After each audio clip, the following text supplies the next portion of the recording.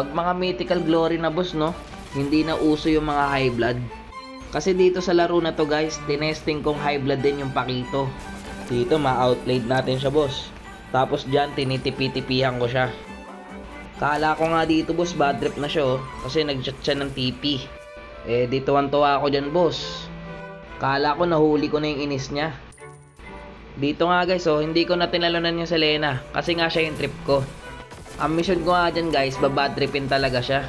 Ayan guys, mapapatay ko ulit siya, sabay tinitipi-tipihan ko. Kinukuha ko talaga yung inis niya dyan Brad. Ang kaso hindi siya sumasagot, tahimik lang. Yung chinat niyang TP, ayun yung unat huli boss. Siguro napanood niya yung content ni Fuego. Yung about sa immature tsaka matured. Kasalanan to ni Fuego eh. Dapat hindi siya naglabas ng ganong content. Tignan nyo, boring na yung ML ngayon guys. Wala na Brad, parang mga santo na yung mga naglalaro sa ML. Hindi katulad dati boss. Isang TP mo lang Brad, parang gusto ka na sapakin ng mga kalaban mo. Ganon dati boss. Nakakamiss nga yung mga ganong kalaban guys.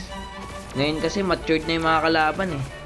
Diyan nga boss oh, tinipi-tipihan ko pa rin siya. Hindi ako sumuko dyan, nabadripin siya dyan boss. Ginagawa ko nga lahat guys eh, para mabadtrip siya. Pero parang ako yung mababadtrip eh. Kuha mo yung inis ko! Ha? Puro lang daw tayo kill boss. Brad, hindi mo ba nakikita yung ginagawa ko? Top at bot, tsaka mid, nagde-dep ako. Buti nga ako pumapatay boss eh. Ikaw laging namamatay. Standing niya ata dyan guys, 3-6. Tapos yung objectives, lagi pa sa kalaban. Hanep, lamang kami dyan guys. Pero yung base namin dyan, wala ng tore. Paano? Nakuha pa ng kalaban yung Lord guys. Ang init mo sa akin boss, binubuhat ka na. Tignan mo, kahit Angela ayaw ka patungan. Sa akin na sana boss eh. Wala ka daw matinong ginawa. Puti dito, nakuha mo yung Lord. Kala ko makukuha pa ng kalaban eh. Check natin standing namin guys. Dito yung maingay 3-6. Ako 12-3. Tapos sa akin pa mainit ulo mo. Ako na nga lang bumubuhay ng laro Brad. Pero balik tayo dito sa binabad trip natin guys. Imbis na si Pakito yung nabad trip guys, ako yung nabad trip. Napakatahimik kasi ng Pakito Brad eh. Lahat ginawa ko na para maasar siya eh.